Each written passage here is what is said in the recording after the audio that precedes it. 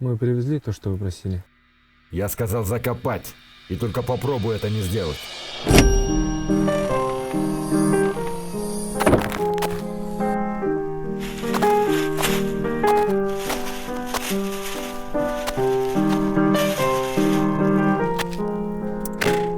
Шеф тоже странно был. Не мог сразу сказать, живая нужна ему или нет. А мы-то что? Мы так подчиняемся.